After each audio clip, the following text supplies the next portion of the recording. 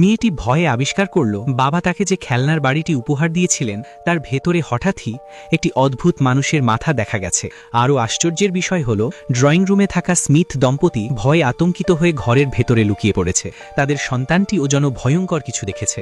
এমনকি ড্রয়িং রুমের খেলনা কুকুরটিও বিস্মিত চোখে সামনে তাকিয়ে আছে। মেয়েটি কুকুরটির দৃষ্টির দিকে তাকিয়ে দেখল সেই মাথাটি রহস্যজনকভাবে মেঝেতে চলে এসেছে। সাহস করে সে হাত বাড়িয়ে ছুঁতে গেল, কিন্তু স্পর্শ করতেই বুঝল সেটি উষ্ণ, টাটকা রক্তে ভেজা। ঠিক তখনই মা তাকে নিচে খেতে ডাকলেন। যাওয়ার আগে সে খেলনাগুলোকে সাবধান করে দিল যেন কেউ নড়াচড়া না করে। তারপর দরজা বন্ধ করে নিচে চলে গেল। কিন্তু ফিরে এসে সে দেখল ভয়ঙ্কর ঘটনা ঘটেছে। সেই মাথাটি এখন স্মিথ দম্পতির শোবার ঘরে রাখা। এটা যে সেই রাখেনি সে ব্যাপারে সে পুরোপুরি নিশ্চিত। তাই সে খেলনার দোকানে গিয়ে একটি ফোবলারের পুতুল কিনে এনে খেলনার বাড়িতে রাখল।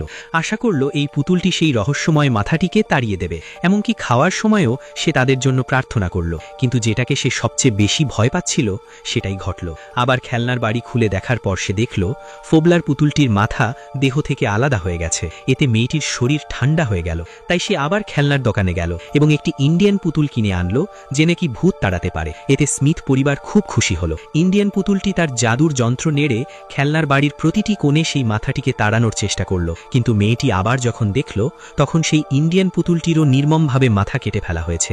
ভয়ে সে খেলনার বাড়ির ভেতরে চিৎকার করে উঠল। এতে তার মায়ের সন্দেহ হলো। মা কাছে আসতেই মেয়েটি তাড়াতাড়ি বিছানায় গিয়ে বলল সে শুধু একটা দুঃস্বপ্ন দেখেছে। মা চলে যাওয়ার পর মেয়েটি সাবধানে আবার খেলনার বাড়ির কাছে গেল। কিন্তু কয়েক মিনিটের মধ্যেই সে দেখল স্মিথ দম্পতিকে নির্মমভাবে হত্যা করা হয়েছে। যখন সে শিশুটিকে খুঁজছিল তখন ভয়ঙ্কর দৃশ্যটি ঘটল। সেই মাথাটি শিশুটির শরীর দখল করে নিয়েছে। মেয়েটি চিৎকার করে সেই মাথাটিকে ছুঁড়ে ফেলে দিল এবং কম্বলের নিচে লুকিয়ে পড়ল। কিন্তু কিছুক্ষণ পর সে বুঝতে পারল কিছু একটা ঠিক নেই। সে ভাবল হয়তো তারও স্মিথ পরিবারের মতো পরিণতি হতে পারে। তাই সাবধানে সে বিছানার নিচে গিয়ে সেই ফেলে দেওয়া মাথাটিকে খুঁজতে লাগলো। কিন্তু পরের মুহূর্তেই ভয়ঙ্কর ঘটনা ঘটল। সেই মাথাটি এখন মানুষের আসল আকার ধারণ করেছে। মেয়েটি তাড়াতাড়ি সেটিকে আবার খেলনার বাড়ির ভেতরে ঢুকিয়ে দিল। তারপর বাবা মাকে বলল সে আর এই খেলনাটি নিয়ে খেলতে চায় না এবং তাদের অনুরোধ করল যেন খেলনার বাড়িটি বিক্রি করে দেয়। এরপর থেকে মেয়েটির জীবন আবার স্বাভাবিক হয়ে গেল।